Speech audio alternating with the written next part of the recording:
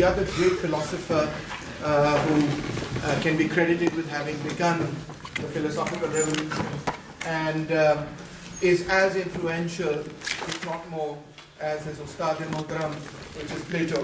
We'll be looking at Aristotle's logic and theory of knowledge. We'll be looking at his theory of ethics very briefly, and finally we'll come to his politics, which is of chief concern and interest to us.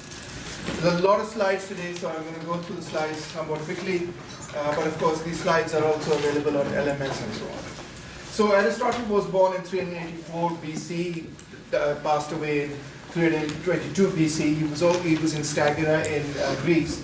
He wrote about 31 works, and that's really, actually he wrote many more books, but these are the ones that have come down to us. Many of his other works, etc., were really never sort of put together. In all, he wrote more than, they say, more than 1 million words, and this is before word processing, so he wrote it with his hand, which is great. And he formed another great institution, which is called the Lyceum. Just as Plato built the Academy, Aristotle built the Lyceum, and you must have heard of Lahore Lyceum and so on, right? The word. So if Plato built the Academy, Aristotle rivaled it with his Lyceum. And of course it was also very, very influential. I think I spoke about this earlier. He had a very, very close relationship with Plato, was deeply inspired by his work. He joined Plato's Academy at the tender age of 17, and he left it only once Plato died. He was there 20 years, and it's only once Plato was no more that he left it. But when he did, he turned Plato on his head, creating the greatest debate in the history of philosophy. In fact, the debate is so great that some people even say that that is still the only real debate in philosophy. I mean, the whole 2,500 years of the history of philosophy can said to be a debate between Plato and Aristotle. Itna bada iska influence hai. And there's a famous saying, we don't know whether it's true or not, but that Plato, when he discovered that Aristotle didn't subscribe to his views, said something to the extent that Aristotle has kicked me as a colt kicks its mother. But Aristotle replied, Plato is dear to me, but dearer still is the truth. And that's a very famous portrait, Plato pointing upwards towards the ideal forms, towards the sky, and Aristotle pointing downwards to the earth, because that also captures the two very different methodologies that these great philosophers had. Another interesting fact is that Aristotle was the Ustad-e-Mohtaram of Alexander the Great. And that's why I often joke कि किसी अच्छे उस्ताद की शागिर्दी कर लो, कोई छोटा मोटा पेंड ही conquer कर लोगे कम से कम. So, but after Alexander's death, Aristotle feared for his safety and in fact left Athens. And when he did, he said, I see no reason to permit Athens to sin twice against philosophy. The first time, of course, was Socrates, and the second time would be Aristotle himself. So philosophers at that time often sort of got into trouble with the law, as you can see. Aristotle can also be credited as being the first genuine scientist in history. Plato is much more of a philosopher. It would not really be correct to call him a scientist, but as far as natural science is concerned. But Aristotle is one of the first great scientists of history, and as the Encyclopedia Britannica writes, every scientist in the world, in history, is in his debt. He wrote on botany, on biology, on logic, on music, on mathematics, on astronomy, on medicine, on cosmology, physics, the history of philosophy, metaphysics, psychology, ethics, theology, rhetoric, political history, government and political theory, rhetoric and the arts. And he's regarded as arguably the most influential philosopher of all time. His political ideas were in two books. One is the book on Nicomachean ethics, and the other is politics. So really, he wrote and he wrote and he wrote and he wrote. How did he do it? How could somebody write on so many different topics and actually have broken new ground on each topic that he wrote on? It's not, I mean, people can write on 20 different topics, but or subjects or whatnot, but the fact is that he discovered new things in every single thing that he wrote about. And they're so diverse, it's incredible. How did he do it? This guy must have been a born genius, or is it in his genes, or what was it about him? Well, the key was in his method of study. Once he devised a method of study, he was then able to apply that methods to all the various subjects that existed, and was able to achieve remarkable results in each of them. He really can be credited also with having created the first rules of logical reasoning and logical thought.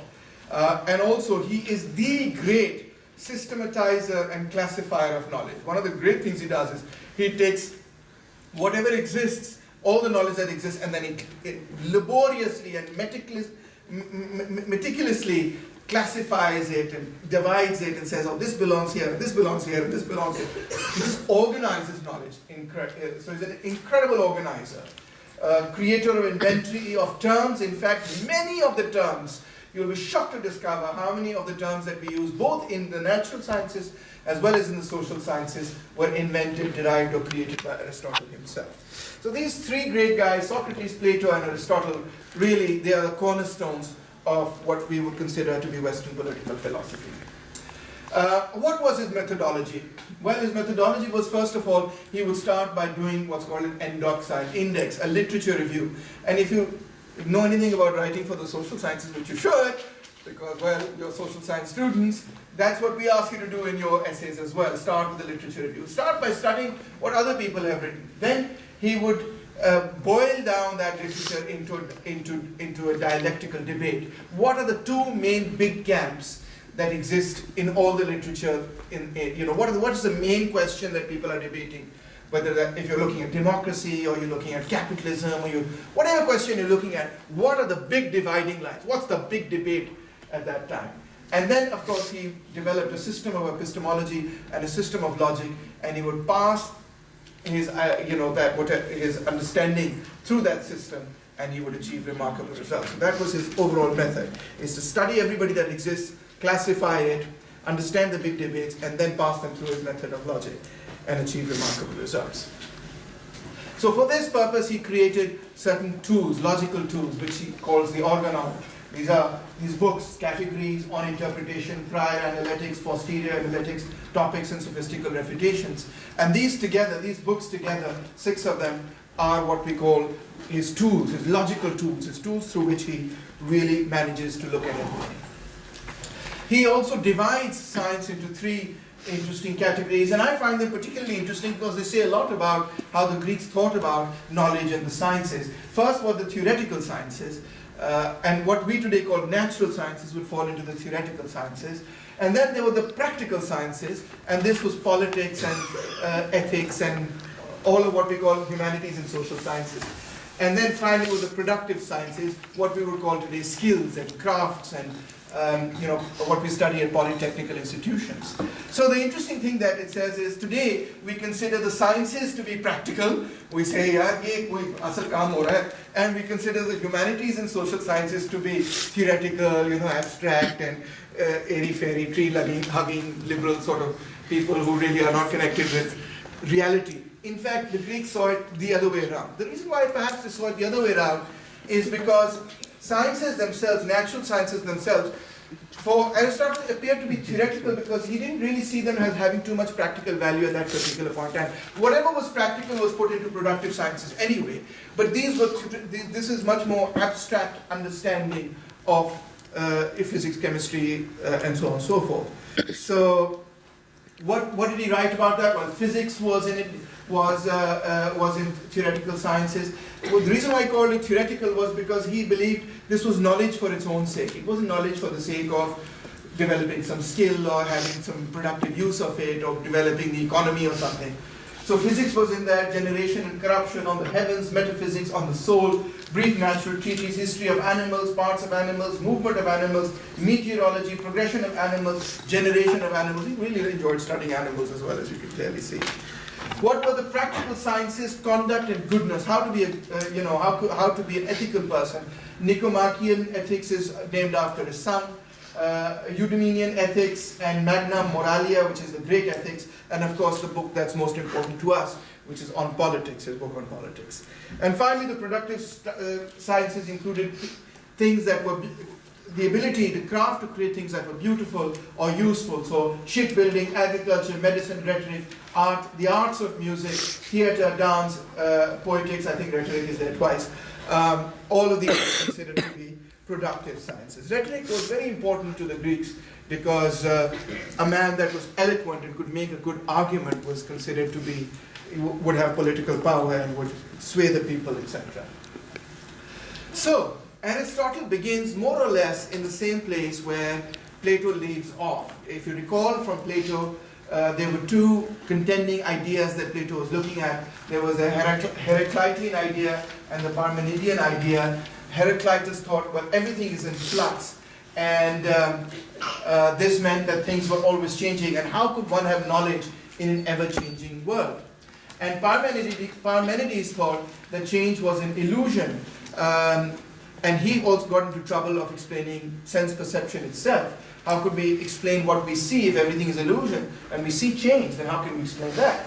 Well, Plato resolved this one way. He said, in his theory of ideas, his theory of forms, his epistemology, he said the ideal world was without change, but the material world was with change. The material world was based on certain limited number of forms which are ideal.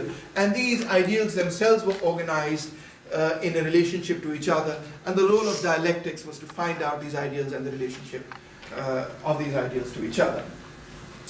So that's where where Aristotle begins. And Aristotle begins by demolishing Plato. His own ustad, dekho kitna na shukra kisam ka banda tha. But apne ustad, he begins by demolishing Plato, and he does a remarkable job of it. First of all, there's many arguments that he comes up with. Let me, here we go. So let's look at these articles very quickly. What were his criticisms of the theory of forms? If we look at them in a little more detail, they were firstly that Plato's ideas do not explain the existence of things. Sure, okay, you say, Mr. Plato, these ideas exist and the material reality exists. But what is it that results in the transformation of these ideas into material reality? I mean, you cannot explain that except by, recourse to the divine, the demiurges, as Plato said. How do you explain that in the material world, man is then born? The idea of man exists, it's a completely immaterial thing. It's a pure idea.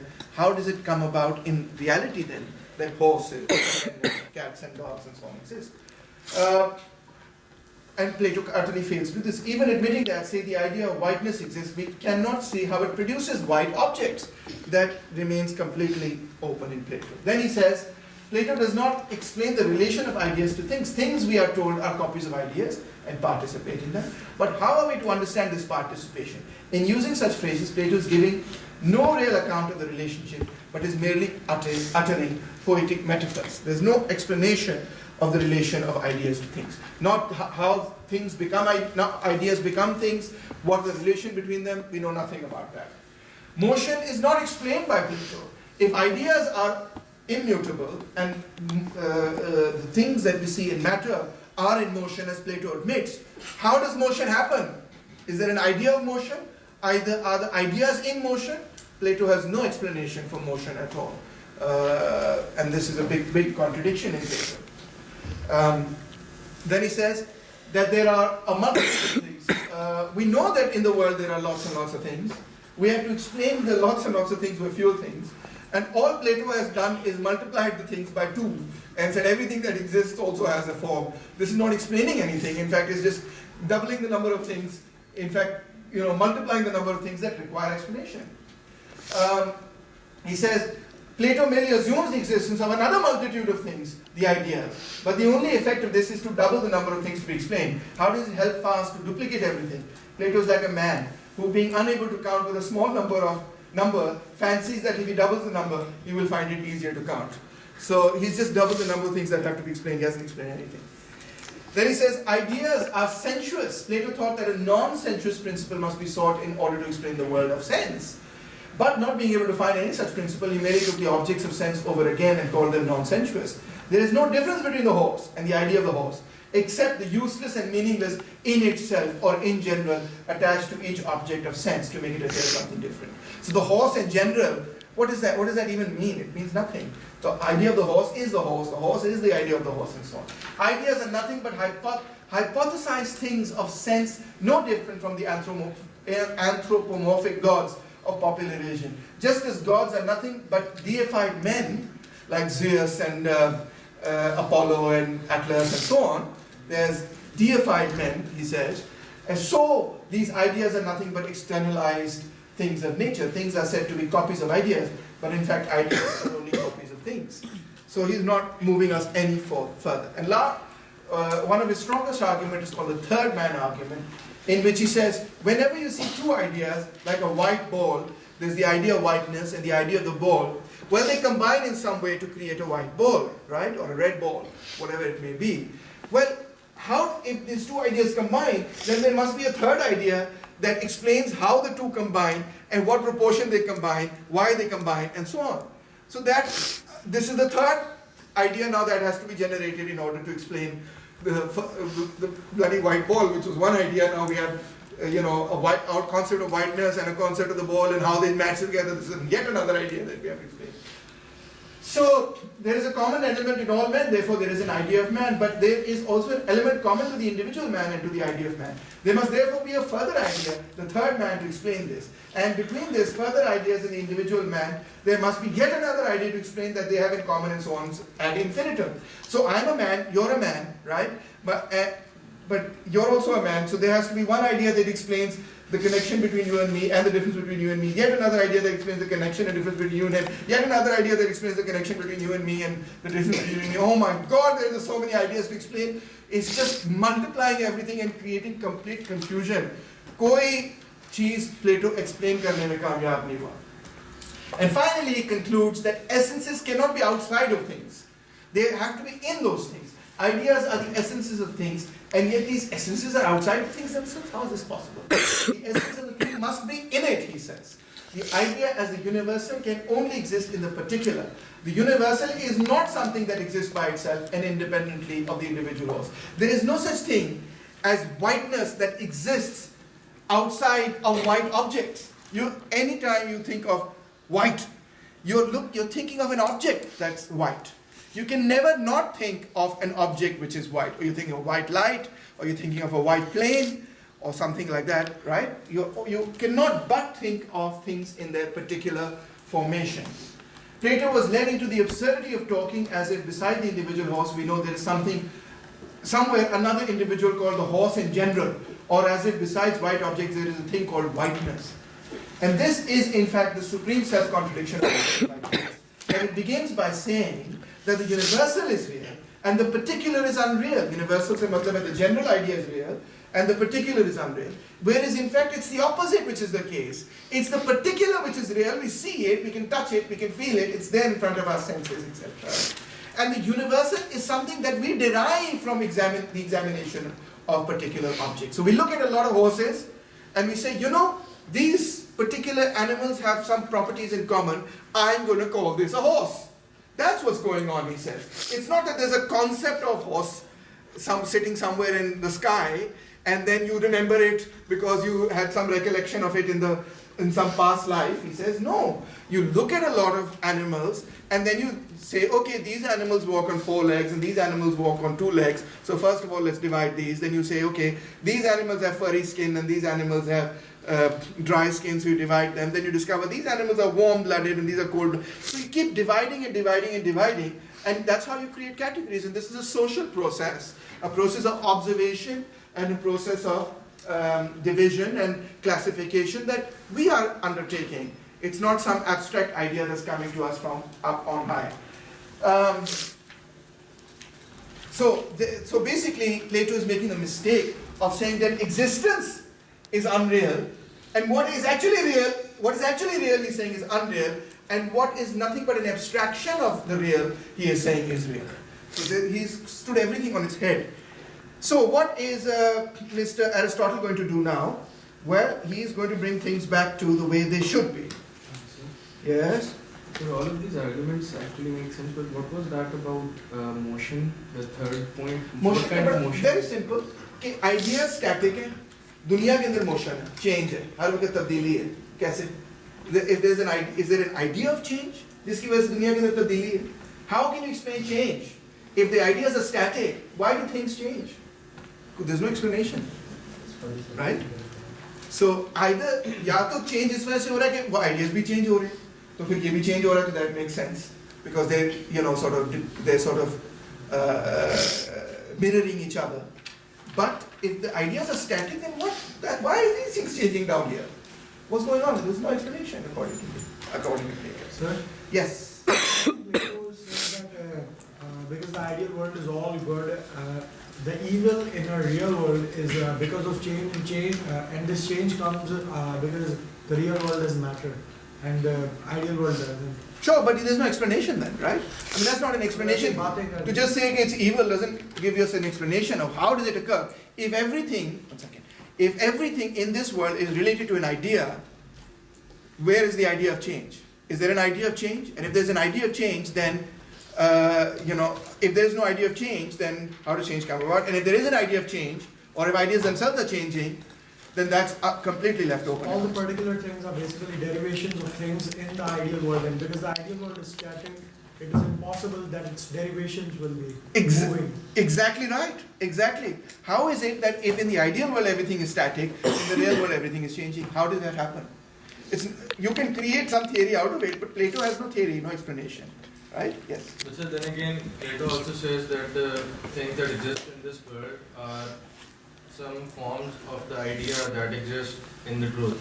So can't you say that the things that exist in this world are in motion because they're trying to achieve the static self of complete definity? You can say that, certainly, but you still have not explained how is it that motion is possible if everything is based on a static idea. As we said during the Plato lectures, that things that exist in the world aren't completely exact copies of what exists Why? out there. So because everything is not the same here. Why? Plato can't explain it, you see. Yeah. Why is it not the same, bhai? You'll say, oh, there's another idea which says, how an ideal thing, when it comes into this thing, is slightly different from that thing. वो तो फिर पता नहीं आपने multitude of more ideas बना दिए. ठीक है ना? So if you go one step further and you start asking more why questions, Plato's stuck. Yes. Sir, but he said, Plato said that that idea is not very specific. That is it's a general idea. General form. Yeah. Right? Then how can Aristotle expect him to explain how is the specific? So that's the question that Plato has to answer, not Aristotle. If there's a general idea, but there's a specific form for every woman, how does the general transform into the specific? How does the universal become a particular?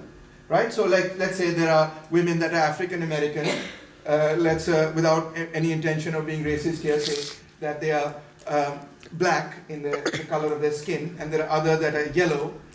There's another idea that's participating in them. So how does that relationship even occur? It's stuck. And then how do they live or die? How does change occur? If the idea for women is static, why do actual women live and die? Right? Plato has no explanation. And you cannot derive an explanation from it, is what Aristotle is asking. And so he's got these 6-7 criticisms of Plato, which are quite interesting. Yes? Was all of this during Plato's lifetime? Yeah, he started developing this during Plato's lifetime. And then, of course, he elaborated it after Plato's death as well. Sir, can we call him an empiricist? And we're going to come to that just a bit. We can come to that just a bit. But certainly empiricism is derived from many of the ideas of Aristotle. That's quite correct to say. It's not that you can call Aristotle purely an empiricist, because there are many ideas in Aristotle that you will see are not in line with empiricism, as we understand empiricism of the Humean and Lockean and the Bishop Berkeley and all of those guys. So, but certainly many of their ideas are influenced in turn by Aristotle, and induction in particular is deeply influenced by Aristotle. More questions? So, धज्जियां उड़ा दी यार प्लेटो की. Oh my God! इतना मजा आया था मैं पिछले वीक सर आपने ये क्या किया है. पहले आपने एक बंदे को इतना खड़ा किया, फिर इसी को पटक के मार दिया उल्टा. ये तो बड़ी ज्यादती की है आपने, इतना बड़ा philosopher. Well, that happens in philosophy, and it started happening within Plato's lifetime. So, properties that are eternal, the forms have eternal properties, eternal, they're unchanging, transcendent. But this is incompatible with the material objects that they create, which are changing, temporal, they're material. They have no explanation. The resemblance between objects and form must also be explained in terms of another form. What form does an object and the form both copy to account for the similarity or dissimilarity? This leads to an infinite regress, negating the notion that forms are few. Plato, okay, ये बहुत emphasis था that he's going to explain a lot of things with a few forms, right? All of man is sort of, all of humanity he can put under the category of human in the abstract. But now he has to, if there are 6 billion human beings, then he has to have, 6 billion factorial to explain all the differences between them. If you know your math. Where's the mathematician? Am I right? Is it 6 million factorial? To explain all the dissimilarities and similarities between them? Bloody hell. It would probably be 2 into 6 million factorial, which is insane. So you can't do that. It just negates the purpose that Plato had set out to accomplish, which was to explain a lot of things with a few factors. So, now what he's going to do is he's going to put Plato on his head. उल्टा कर देगा प्लेटो को. पहले इस तरह था, उसको अपने सर पे कर देगा. कैसे? Well, not physically, this is just a joke. But he says, in fact, Plato is wrong to say that senses give us inaccurate information. Senses, in fact, give us accurate information about reality, even when we see the bent oar. या चप्पू जब आप पानी में डालते हैं तो आपको नजर आता है कि चप्पू टेढ़ा हो गया है, तो असल में तो चप्पू टेढ़ा नहीं है. So the information, जब आप पानी से निकालते हैं आप देखते हो तो सीधा पानी में डालते हैं टेढ़ा हो गया. तो but is that information wrong?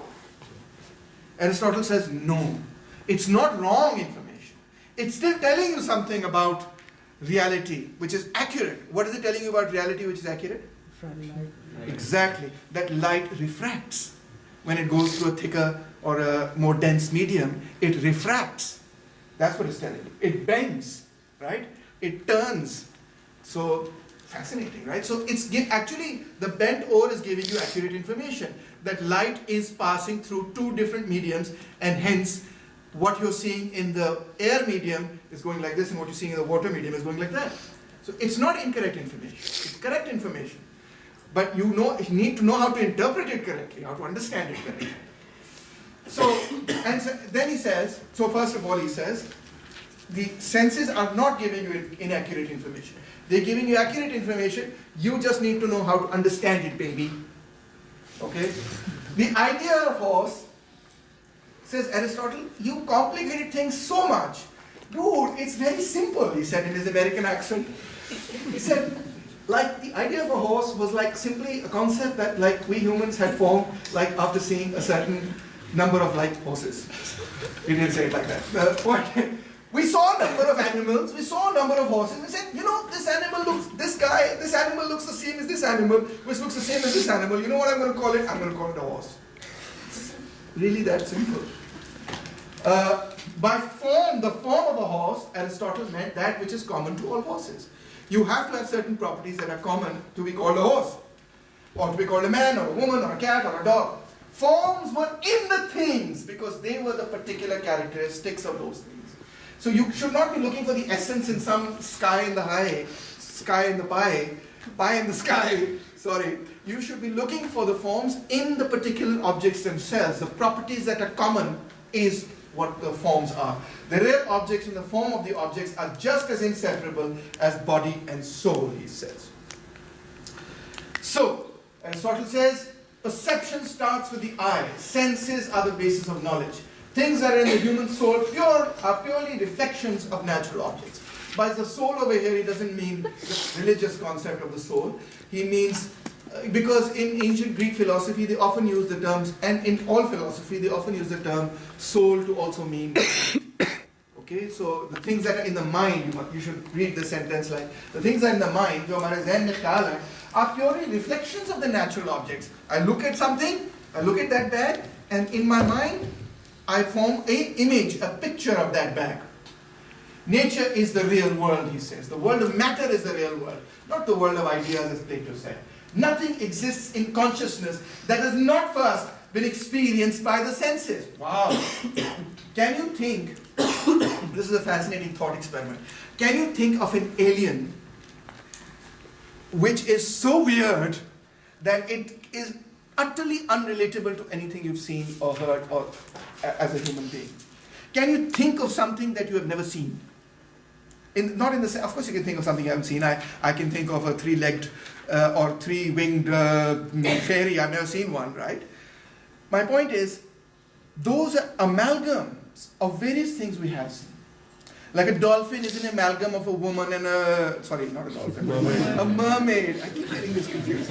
Even with my kids, with Zara and Zoe, I say, oh, you want a dolphin? They're like, yeah, no, I want a mermaid. is a combination of a woman and a fish, right? So we can make various combinations and permutations of, even when we do aliens, like, those big bad scary monsters in that film with, the Alien series, right? Prometheus and all this stuff, right? Where the alien comes and then he fights and the woman finally wins, etc., and all that stuff. So even the aliens are just different combinations of animals we've seen in our own imagination. We just put them together differently. We say, इसका नाक यहाँ कर देंगे, इसकी आँखें यहाँ कर देंगे, इसका skull यूँ कर देंगे, वगैरह वगैरह, इसके claws यूँ कर लेंगे. Our imagination is based on what we've experienced. It's like asking, and this is a sad but important thing. Could a blind person understand what color is? Imagine what color is. It's difficult. Born blind, to imagine color. It's difficult if you've never seen it. A person who's born deaf, could they imagine what music is? It would be difficult, right?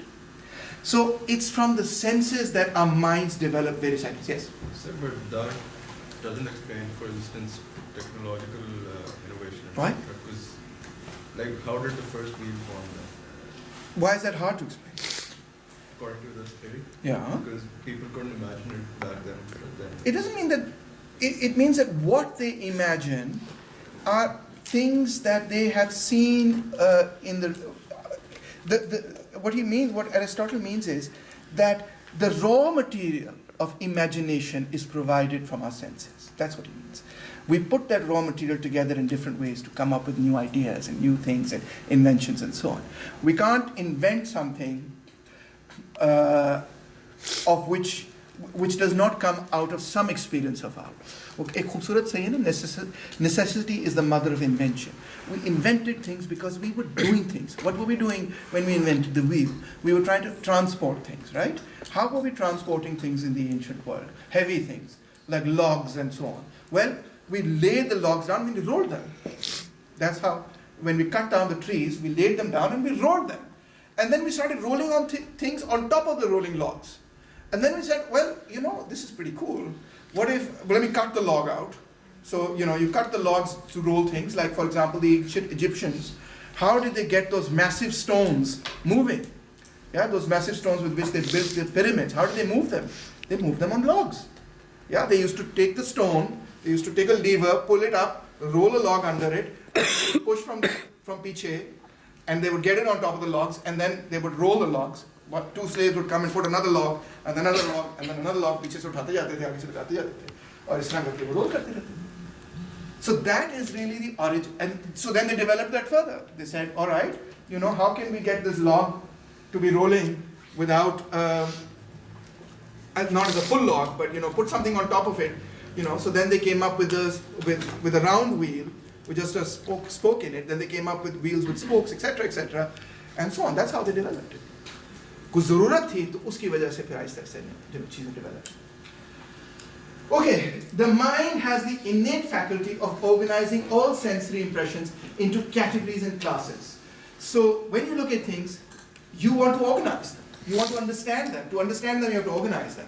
So you start to say, if I look at so many different things, everything I look at is different. There are no two exactly similar objects in the world. So to help me to utilize that information, mankind started to create general ideas like horses. So I wouldn't have to say, if I had named every single horse, given every single horse a name, and if I had to tell you, find me more horses, I'd be very, very hard done. I'd say, find me somebody like, let's say I named one of my horses Tony. Find me an animal like Tony. He says, but there is no animal like Tony. No, it can be an animal like Tony, or it can be an animal like Mona, which is the second horse, and the third horse, and the fifth horse, and the sixth horse. I'd have to tell you all the names of the horses and say, find me something that looks like all of them. Finally, you'd say, you mean find me a horse? I'm like, yes, find me a horse. Thank you. We'll call these animals, we'll call them horses. it made things easier to communicate, to understand, and so on. So that's the idea. So the mind, when it organizes information, it gets. This is a process that we undertake. It's a social process. It's a process that is undertaken not by something that exists in the abstract, but by your own intellect, says Aristotle. When you see things, when you hear things, when you touch things, when you taste things, when you feel things, when you hear things, you get all this sensory data, and then you start to put it together in some way.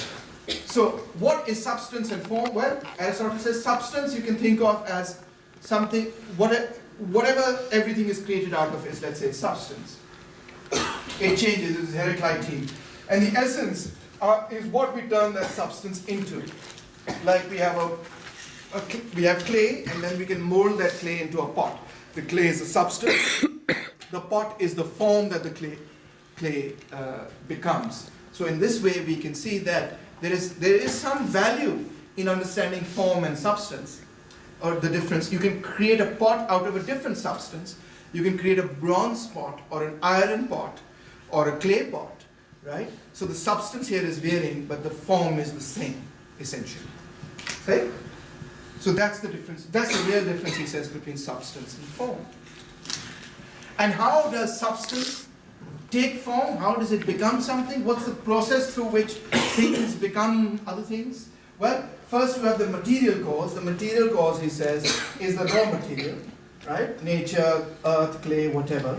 Then you have the formal cause. The formal cause is the form that you want it to turn into. So it's the plan, as you can see. It's the plan. Then you have the efficient cause, which is whoever puts this together into this, puts the form into the clay, is the efficient cause, i.e. the person doing the work, whether it's a person or nature or God or whatever. But this is the efficient cause, which is making things move. It's the, or you can also say it's the external cause, because form and substance aren't going to come together themselves. Somebody is putting them together. Some force is putting them together. And that's basically the efficient cause. And then there's the final word, which is what it wants to become. What is it that it is going towards? What is its teleology? What is teleology? Teleology is a very particular way of understanding the world. It is that everything is changing, but everything is changing towards some goal which is going to be unchanging. Some unchanging goal. Everything, in other words, to put it very simply, is trying to move towards its perfect form. So, for example, you plant a seed, and slowly the seed becomes a full-grown tree, right? It's that full-grown tree which is the essence of the seed, which defines the seed. And this is a superb way for Aristotle to, in fact, distinguish between different seeds. So you may have one seed, or not just seeds, but to classify things. So he wants to classify things not just by looking at the state they are in presently, but the state they want to achieve, or the state that they are going to achieve. And that, he says, it helps me classify not only seeds, but people, and states, and politics, and ethics, and so many other things.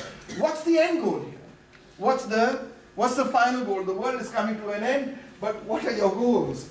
That's what is important. He says the goals define, the teleology defines what that thing is. How do we define the perfect form and the perfect goal, or the end goal? I mean, the end goal, the end of that thing is the perfect form, right? So that's the form it's trying to achieve. It's its most complex and developed form. That's what Aristotle would say. And that's the final cause. The final cause, the essence, is the essence of the object. Hence, essence is not in the ideal world, but within the thing itself. It's like a seed that becomes something big. And that's what describes, that helps us categorize and describe what that thing is. Now, in the world today, and in scientific discourse today, we no longer think in terms of teleology. In fact, we consider teleological arguments themselves to be very, very unscientific. Because you can get a teleology where you say food and water are necessary conditions of life, but were food and water created for us? Were they created for life? That ascribes a teleological motive to food and water, but that teleological motive, according to modern science, does not really exist. Were mice made so that cats could live? Were cats made so that dogs could eat them? Well, dogs don't eat cats, but you get the point, right? They weren't made for this purpose. But understanding the purpose of something, says Aristotle, helps us categorize it. So that's teleology. What's the purpose of life? What's the teleology of life? What's the purpose of society? What's the teleology of society? What's the purpose of history? So religion is also a teleology in that sense, right? The purpose of life, according to religious teleology, is to be a good person and to go to heaven. Am I right? Is the day of, according to, let's say, the Judeo-Christian Islamic tradition, is to, there are many, many religions in the world, so, but according to our religion, or I assume our religion, there may be people of different religions in this classroom, but that's the end goal of existence, is Akhirat is the end goal of existence. That's what describes life. So that's a particular religious teleology, but there can be other teleologies as well. Everything has a, to put it very briefly, everything has a purpose. The purpose defines that. That's teleology. Now, the very opposite of teleology is the end goal, the purpose, right? The final stage. The very opposite of that is the first cause. What is the first cause? Well, Aristotle says, if the end of something is the teleology, if you move backwards and backwards and backwards, you have to keep going backwards. And he gives a metaphor which is very physical. So say, for example, whatever I move, I have to be more stationary than whatever it is that I move. Very common physical thing, right? If I push something, I have to be more stationary than what I am pushing in order for that object to move and for me to stand still. Am I right? So for example, if I'm on wheels and I try to push the car, what will happen is that I will go backwards. If I'm on skates, roller skates, I'll start going backwards unless the skates are sideways or something, right? I'll go backwards. So that means that the car is more stationary than I am. It has more inertia than I am. I move. When a force is applied between us to separate us, the car doesn't move, I move. It's more stationary than I am. But if I have my feet firmly planted on the thing and I push hard and the handbrake isn't on and somebody isn't pressing the brake and saying, push harder, then the car will probably move forward, which I did with a lot of my friends. धक्का लगा जोर से break लगाई इंसान. क्या कर रहा है यार जान नहीं तेरे में. Yes. So we're talking about like causal argument, right? So the problem that's very famous about causal argument is you go to infinity, you made a rule that everything must have a cause, but then you stop at uncaused cause. Like why do you stop there? Yeah, so I'm coming to that. I'm coming exactly to that. So if every cause, now I'm pushing the car is moving, that's the effect, I'm the cause, that's the effect. If I were less stationary than the car, right, if I had less inertia than the car, then I would move, I'd become the cause, and the car would become the effect. So for the cause has to have greater inertia than the effect. Now if you keep going back in terms of cause and effect, whoever is doing you keep going back, you're going back in terms of inertia. You're going back in terms of movement, in terms of change. So you finally end up with a cause which is unmoved. And cannot be moved. You take an infinite regress. You go back to, think of it in terms of momentum and motion, right? Everything has momentum in the world, right? So if we keep going back in everything with greater momentum can push something with less momentum. Am I right? Can move something with less momentum. Momentum is what? Force into speed or whatever, right? So, no, sorry, mass into speed, right? So, am I right? Yeah. Mass into speed, right? Mass into velocity. Yes. Give me a break, people. I'm trying to make it simple for you. Okay, mass into velocity, mass, which is the same as saying mass into speed. But anyway. So, something with greater momentum can move something with less momentum. So, for example, when I take a billiard ball and I go, and I break the rack, why does that happen? It happens because although the two balls have the same mass, the momentum of the ball that I'm hitting is much greater because it's moving fast, correct? Or if I could take a very big, heavy ball, made of platinum or something, and just tip it, and you can be assured that it would move all the balls because it would have such great mass in it that it would move it. And if I take a ping pong ball and I hit, I hit a rack of billiard balls, what's going to happen? Those billiard balls will not move. The ping pong ball will go ding, it will fly off. Why? Because it does not have the necessary momentum to move those other balls. So if you go back in terms of cause and effect, every cause must have greater momentum than the effect. So you keep going backwards, because you go to greater and greater inertia, and you end up, if you do an infinite regress in this way, you end up with the unmoved mover, the cause which no other cause can move. It has such enormous mass and momentum, or rather it has such enormous inertia that it cannot be moved by any other object, but it can move all other objects. So think of the universe in terms of all the spinning planets and the spinning stars and the spinning galaxies, and think of think of all of that as momentum. Right? Aristotle wasn't thinking in this way because he couldn't have known how large and amazing the galaxy is, because of course the telescope and other things were invented much later in history. But just for our sakes, imagine everything is a whirling ball going forwards and backwards. And you set things into motion, into momentum, like वो जो टिक टिक टिक करके चीज़ चलती है, या आपने कभी कोई बम्बीरी घुमाई होगी इस तरह करके, या कोई यो-यो किया होगा वगैरह, right? You're putting things into motion, and you're more powerful than the things that you put into motion. So you go backwards. What you come to the prime mover, to the uncaused cause, the cause which causes all the other causes are down to infinity, which gets the whole world moving. And this Aristotle also calls God. This is God, because it's the unmoved prime mover, the first cause. But this is a very different concept of God from religion, because this is a sort of God which is it's a sort of a how should I put it? It's sort of a it's not a thinking anthropomorphic sort of God which is rewarding you for good behavior and bad behavior. It's more of a force, a natural force than a force of nature that puts everything into motion, rather than a religious conception of God, which is very anthropomorphic. What do I mean by anthropomorphic? Very much human in one sense. God is not human, but in one sense, in the sense of God thinks and acts and speaks and so on, right? So this is not that sort of conception at all. So Aristotle's unmoved mover is eternal, intelligent, and non-material. This is pure form thinking about itself. This is actuality without potentiality. This is perfection. This is God. But not a God that intervenes in the affairs of nature, which always follows the natural course. This is a God unmoved by both earthly and cosmic events. It's not a God that says, I must intervene in Jange Badar and save my people, obviously. This is like a force of nature more than an intervening God. Okay, so, and you can see how natural scientists who tend towards atheism like this kind of conception of God rather than a religious conception of God.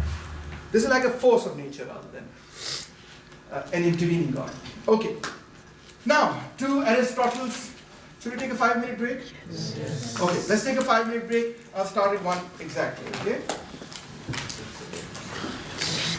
Should I stop recording? Ask him. Ask me other people. क्या मतलब है? फंस गई मैंने. I love the way how everybody said yes. So should I stop recording and then start? Yeah, don't record the